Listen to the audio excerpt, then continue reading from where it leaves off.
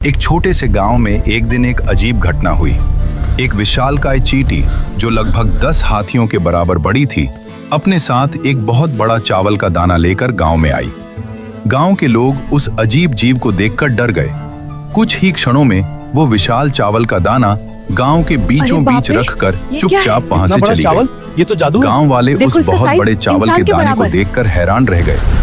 उन्होंने मिलकर उस दाने को धक्का दिया और वो लुढ़कता लुढ़कता जंगल की ओर चला गया। जंगल में वो दाना एक पेड़ के नीचे बैठी गाय के पास पहुंच गया।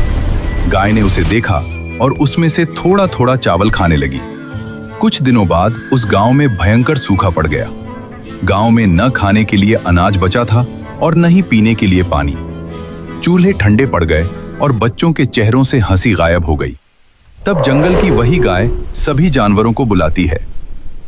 सभी जानवर मिलकर उस विशाल चावल के दाने को बेलों से बांधकर हाथी की सूंड में बांध देते हैं। हाथी उस बड़े चावल के दाने को लेकर गाय के पीछे पीछे गांव की ओर चल पड़ता है।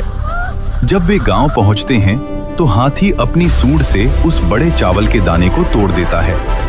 गांव के लोग खुशी खुशी थोड़ा थोड़ा चावल अपने घर ले जाने लगते हैं। यदि आप भी गौ माता का सम्मान करते हैं तो गौ माता के लिए एक लाइक और सब्सक्राइब अवश्य करें।